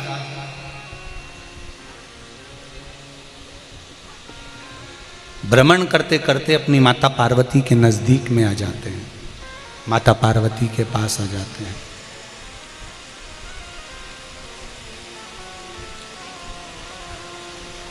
पार्वती मैया ने पूछा, गणेश कहां से आ रहे हो तुम? किस जगह से आ रहे हो? गणेश जी महाराज कहते हैं, मां मैं गया तो बहुत दूर था, पर मां मैंने कई जगह पर जाकर देखा कि कई स्थान ऐसे थे जहां पर मेरी बहन ज्योति स्थापित नहीं थी, वहां पर विराजमान नहीं थी। मां, कोई जरूरी है कि दीप प्रकट हो या दीप लगाया जाए तभी ज्योति उसमें रहती है, तभी उसकी प्रधानता रहती है? तब माता पार्वती जी ने बड़ा सुंदर संवाद कहा है। आप और हमारे लिए ये संवाद का बड़ा स्मरण रहे। आपके लिए और हमारे लिए इस संवाद का स्मरण, रिटर्न नहीं चल रहे हैं क्या? इस संवाद का स्मरण आप और हमारे लिए रहे। माता पार्वती जी ने कहा, गणेश सुनो, जिस मंदिर में अखंड ज्योत नहीं जलते,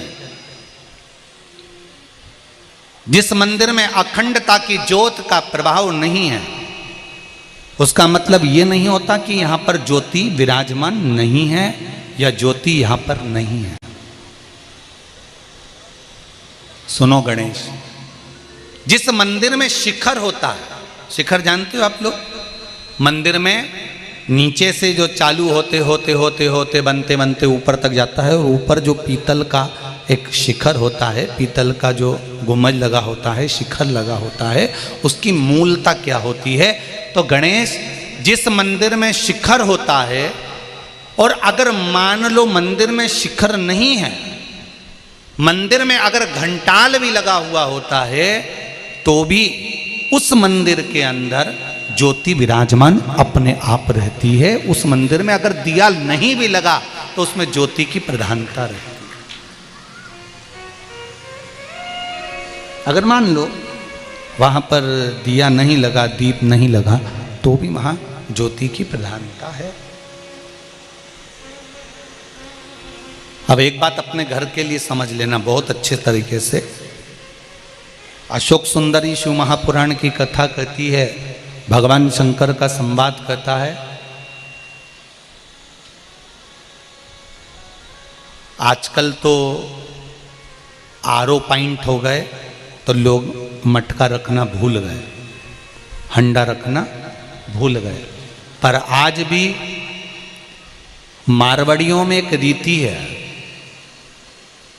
भले आरओ लगा हुआ है, आरओ पॉइंट लगा हुआ है, उसके बाद भी मारवाड़ियों के घर में एक मटका, चाहे स्टील का हो, पीतल का हो, मट्टी का हो, तांबे का हो, एक हंडा या बाल्टी या टंकी पानी की भरकर अवश्य रखते हैं। उसका कारण क्या है?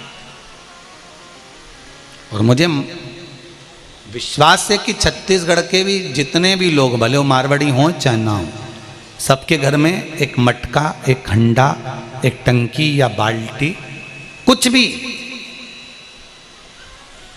जल का एक स्रोत भरकर अवश्य रखते। भले आरओ पॉइंट है ना है वो अपनी, पर एक मटका, हंडा, बाल्टी, कुछ भी रसोई घर में भरकर रखते हैं। शिव महापुराण की कथा कहती है, आप लोगों में से कई लोग ऐसे हैं जो शाम के समय पर या सुबह के समय पर उस मटके के पास में, उस हंडे के पास में, उस बाल्टी के पास में, उस हंडे के पास में, मटके के पास में दिया लगाते हैं, दीप प्रज्वलित करते हैं। तो शिव महापुराण की कथा कहती है, जिसके घर में, रसोई घर में जो हंडा भरा जाता है, जो मटका भरा जाता है, जो बाल्टी भरी जाती है, या रसोई घर में एक हंडा भी अगर हम भरकर रखते हैं, तो वहाँ आपने दीप लगाया ना लगाया, मंदिर में ज्योति लगाई ना लगाई, अगर रसोई घर में कोई पात्र पानी का भरा हुआ है तो ये मानकर चलें कि आपके यहाँ अखंड ज्योति जली हुई है, आपके यहाँ ज्योत लगी हुई है। अब इसको प्रस्तुत कैसे करोगे कि गुरुजी आपने तो कह दिया कि हंडा भरा है तो वो ज्योति का प्रतिबिंब है, तो इसको समझना जरा अच्छे से। जब तुम्हारे यहाँ शादी होती है, जब तुम्हारे यहाँ विवाह होता है, शादी होती है, तो दूल्हे की जो आरती उतरती है, दुल्हन की जो आरती करते हो, बहन दूल्हा दुल्हन की आरती करता है, तो उसमें दिया लगाता है क्या? जम के बोलो, नहीं। क्या करते हैं? उस आरती की थाली में पानी का लोटा, पानी का कलश भरकर रख लेते हैं और पानी से आरती उतार लेते हैं, जल से।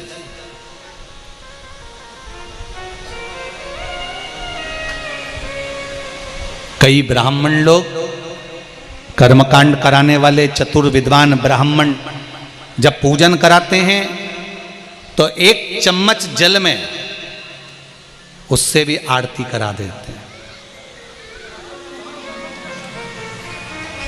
उस जल की आरती का महत्व क्या है? दूल्हा दुल्हन की आरती कर रहे हो तो उस जल की आरती का महत्व क्या है? उस जल की आरती की मूलता क्या है?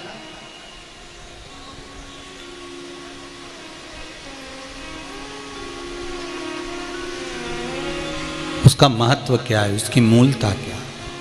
शिव महापुराण की कथा कह रही है। बंद है कुछ, बक्से बक्से देख लो।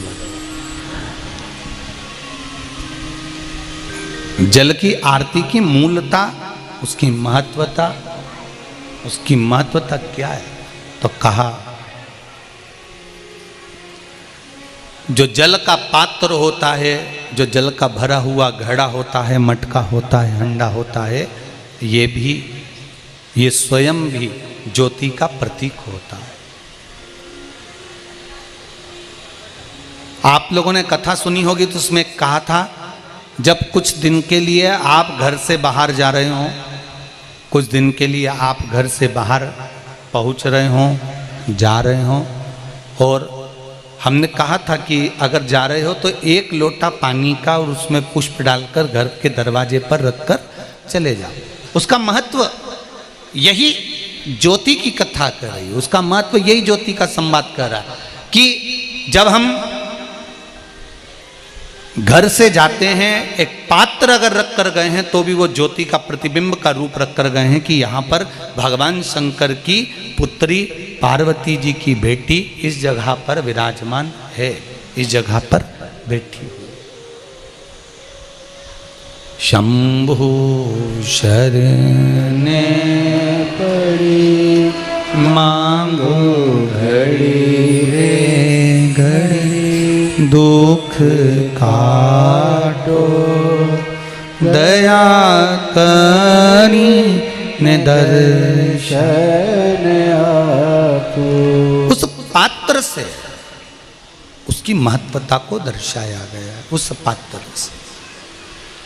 और जब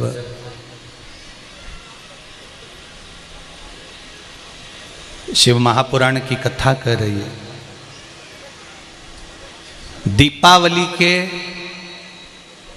दिवाली के समय पर जो ज्योत लगाई जाती है, दीपावली के समय पर जो दिए रखे जाते हैं, दीपावली के समय पर जो ज्योत खड़ी करी जाती है, उसमें लाई फूली डालने का जो महत्व है वो इसलिए है कि जब श्री गणेश जी महाराज, सरस्वती मैया, लक्ष्मी मैया, इन तीनों का जब पूजन होता है दिवाली के समय पर, जो ज्योति अपने पुत्र सत्यवीर के साथ में आकर, ज्योति अपने पुत्र सत्यवीर के साथ में आकर विराजमान होती है, सत्यवीर के साथ में।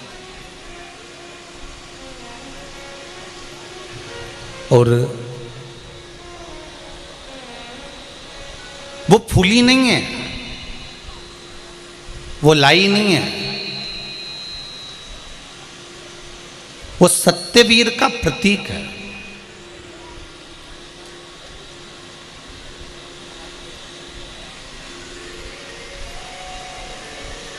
सत्यवीर का प्रतीक।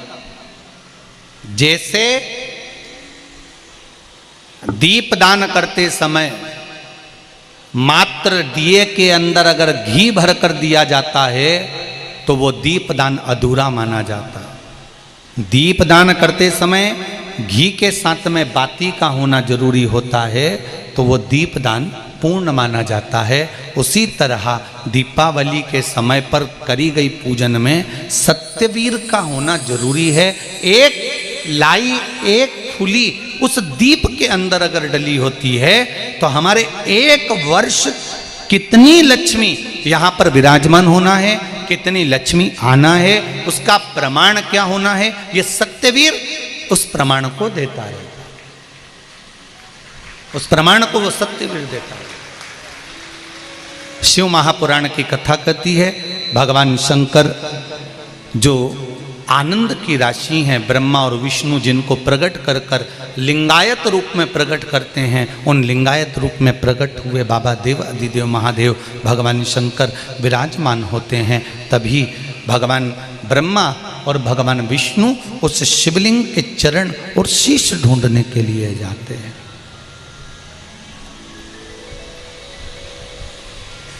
ब्रह्मा जी ऊपर ऊपर बढ़ते गए, भगवान विष्णु नीचे नीचे जाते गए। भगवान विष्णु को चरण नहीं मिले, उन्होंने एक बार सत्य कह दिया और एक बार मुख से कह दिया, सत्य का बखान कर दिया। और एक बार सत्य कहा कि मुझे भगवान शंकर के चरण नहीं मिले तो वो नहीं मिले। भगवान स्कंद पुराण के अंतर्गत भगवान विष्णु का नाम सत्य नारायण रख दिया क्योंकि उन्होंने सत्य बोल दिया।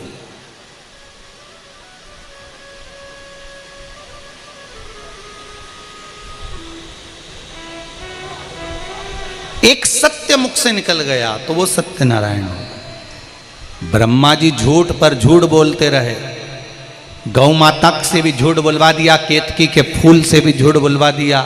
ब्रह्मा जी झूठ पर झूठ बोलते रहे, केतकी का फूल भी झूठ बोल रहा है, गौ माता भी झूठ बोल रही है और ब्रह्मा भी झूठ बोल रहा है।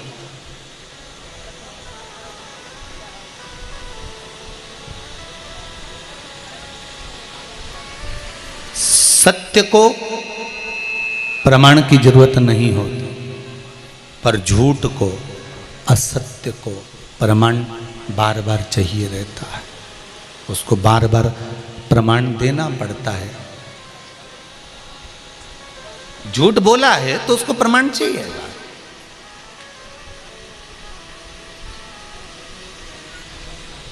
ब्रह्मा जी का सिर कट गया, केतकी के पुष्प को श्राप लग गया, गौ माता के मुख को श्राप लग गया। गौ माता के मुख को श्राप लगा कि हे गौ माता, मैं आपको श्राप देता हूं, आपने इस मुख से झूठ बोला है, इस वाणी से झूठ बोला है, संसार में आपका पूरा शरीर पुजाएगा। गौ माता की पूंछ पुजाएगी, पीठ पुजाएगी, चरण पुजाएंगे, सींग पुजाएगा, मुख पुजाएगा, पर जिस मुख से गौ माता तुमने झूठ बोला है, तुम्हारा ये मुख आप पूज्य होगा। गौ माता तुम झूठ बोलो। अब एक विचार करो जरा अच्छे से। सारे जितने लोग आस्था चैनल पर कथा सुन रहे हो, फेसबुक यूट्यूब पर सुन रहे हो, चाहे छत्तीसगढ़ की इस पावन धरा पर भाटापारा में बैठकर कथा सुन रहे हो, एक मन में विचार करिएगा, चित्त वृत्ति में विचार करिएगा कि गौ माता ने तो केवल एक झूठ बोला था और गौ माता का मुख आज तक अपवित्र माना गया कि उसने झूठ बोल दिया, असत्य बोल दिया। और हम 24 घंटा वो मोबाइल पे ना जाने कितनी बार झूठ बोल जाते हैं, तो तुम्हारा मुख कौन सा पवित्र माना जाएगा?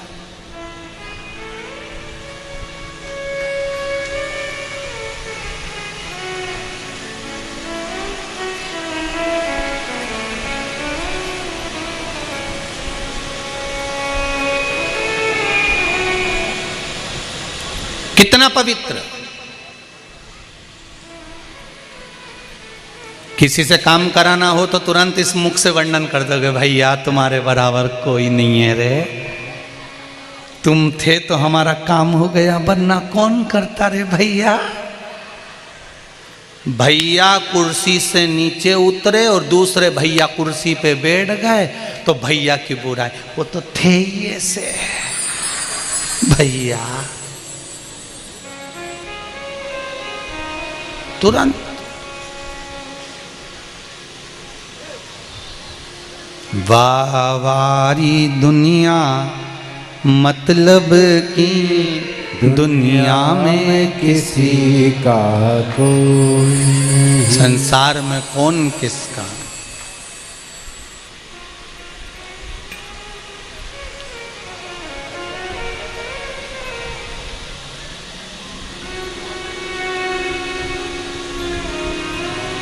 कौन किसका?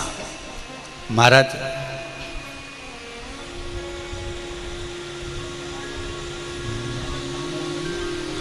हरिओं बैठकर मूल मंत्र का स्मरण करेंगे। भगवान शिव के मूल मंत्र का स्मरण कर बाबा से अपने हृदय की बात भाव के साथ में, आनंद के साथ में कहें।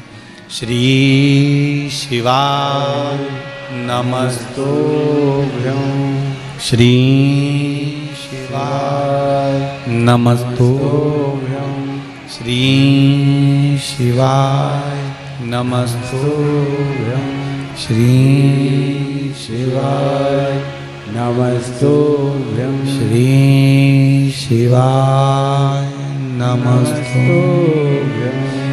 भोला सब दुख काटो मारा, ओ भोला सब दुख काटो मारा। शिव शंकर जपो तेरी माला, भोले बाबा जपो तेरी माला।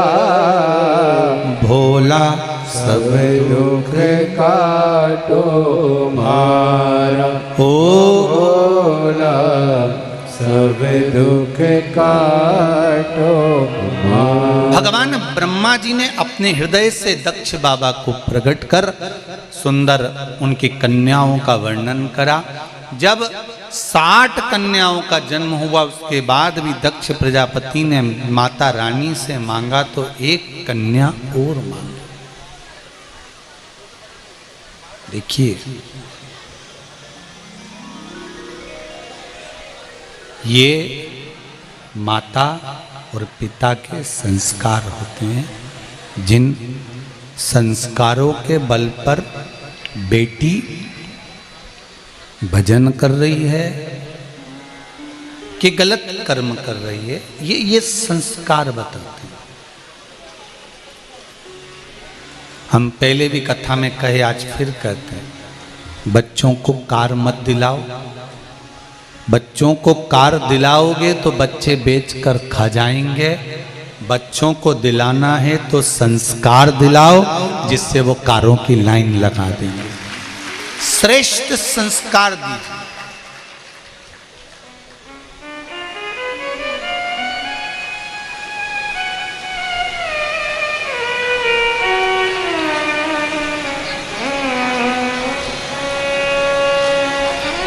शर्मा जी कह रहे थे, गुरुजी कथा हम कराते